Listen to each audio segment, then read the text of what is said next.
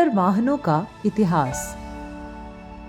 जहां लोग पहले बैलगाड़ी और घोड़ा गाड़ी को सबसे ज्यादा आधुनिक वाहन मानते थे, वहीं 19वीं सदी तक इंजन के आविष्कार के बाद कार और ट्रेन जैसे महत्वपूर्ण वाहनों का प्रयोग यात्रा के लिए किया जाने लगा था। इस यात्रा को आसान बनाने के लिए पैरों से चलने वाली साइकिल का आविष्कार हुआ।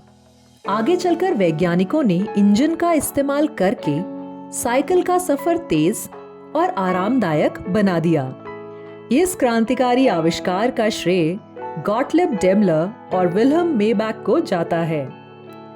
गॉटलिब डेमलर और विल्हेम मेबैक का उद्देश्य था आकार में छोटा और शक्तिशाली इंजन बनाना। उनकी मेहनत रंग लाई और 1885 में पहली बार इंटरनल कंबशन इंजन पर चलने वाली साइकिल बनी। इसे आगे चलकर मोटरसाइकिल का नाम दिया गया, जो आज भी विश्व में बहुत ही लोकप्रिय है। खास तौर पर एशियाई देशों में इसकी लोकप्रियता सबसे ज्यादा है। भारत में 2 व्हीलर और 3 व्हीलर ऑटोमोबाइल्स निर्माण का विकास। 1953 में रॉयल एनफील्ड द्वारा भारत में पहली कमीशन की गई बाइक मद्रास, जो कि अब चेन्नई है, उसमें बुलेट 350 सीसी थी। भारतीय सेना में इस्तेमाल के लिए 800 बुलेट का ऑर्डर दिया गया था। मूल रूप से इटालियन वेस्पा स्प्रिंट पर आधारित चेतक दशकों से लाखों भारतीय परिवारों के लिए परिवहन का एक किफायती साधन था और इसे प्यार से हमारा बजाज कहा जाता है। यह भारत में निर्मित पहला 2 व्हीलर स्कूटर था।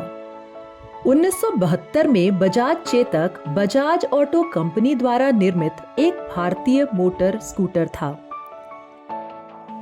चेतक का नाम भारतीय शासक महाराणा प्रताप के प्रसिद्ध घोड़े चेतक के नाम पर रखा गया था।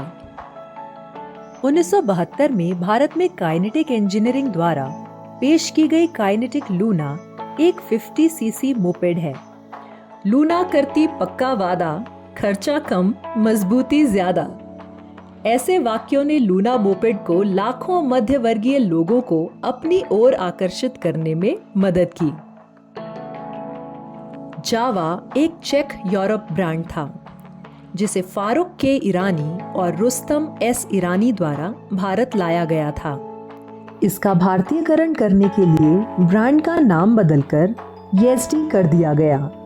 1980 में येज़डी मोटरसाइकिल ने भारत में येज़डी CZ250 मोटरसाइकिल लॉन्च की। राजदूत 1983 में एस्कॉर्ट्स समूह द्वारा भारत में बनाई गई एक 2 स्ट्रोक यामाहा मोटरसाइकिल थी। भारत में यामाहा जापान के सहयोग से राजदूत द्वारा प्रचारित किया गया है। अधिक ईंधन की खपत, उच्च खरीद मूल्य और महंगे स्पेयर पार्ट्स के कारण राजदूत 350 भारतीय बाजार में व्यावसायिक रूप से सफल नहीं रही।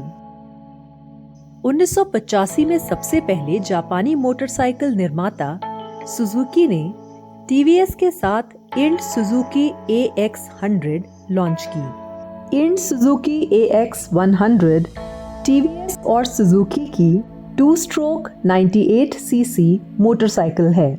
इसे जापान, भारत और चीन में बनाया गया था।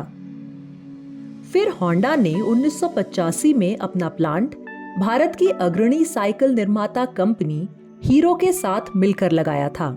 उसके बाद यामाहा, सुजुकी आदि ने अपने प्लांट लगाए।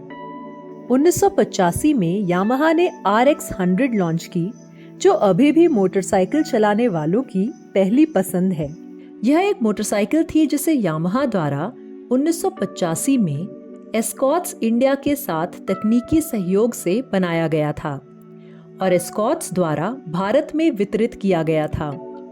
हीरो होंडा ने 1984 में भारत की हीरो साइकिल और जापान की होंडा के बीच एक संयुक्त उद्यम के रूप में अपना परिचालन शुरू किया। 1985 में हीरो होंडा ने उच्च दक्षता और कम उत्सर्जन जैसी सुविधाओं के साथ CD100 लॉन्च किया। आज भी हीरो होंडा की मोटरसाइकिलें सबसे ज्यादा बिकने वाली मोटरसाइकिल हैं।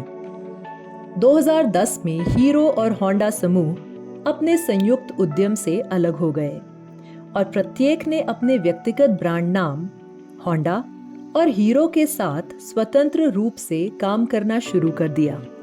आपको विश्वास नहीं होगा, लेकिन भारत में इलेक्ट्रिक टू व्हीलर बाजार में आए 40 साल हो गए हैं।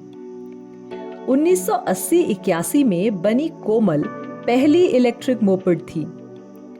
पर्यावरण और ईंधन के कम होते हुए स्रोतों को ध्यान में रखते हुए अब इलेक्ट्रिक टू व्हीलर के नए और बेहतरीन मॉडल बाजार में आ गए हैं। Ola S1, TVS iQube, Ather, Bajaj Chetak, Okinawa, Revolt RV 400, Hero electric Optima, Hero electric Photon, ये इनमें से कुछ नाम हैं। भारत में ऑटो रिक्शा की शुरुआत बजाज ऑटो ने 1959 में की थी। यह पियाजियो ऐप मॉडल से अनुकूलित किया गया था, जो खुद वेस्पा टू व्हीलर के डिजाइन पर आधारित था। भारत में ऑटो रिक्शा का निर्माण विभिन्न मोटर वाहन कंपनियों जैसे Mahindra and Mahindra, Bajaj auto, TVS Motors, force Motors और अन्य द्वारा किया जाता है। तो ये तो था ऑटोमोबाइल टू व्हीलर के निर्माण का इतिहास। अब आप अपनी नोटबुक में बैलगाड़ी और ऑटोमोबाइल टू व्हीलर में जो भिन्नता और समानता दिखाई देती है, उसके बारे में लिखिए।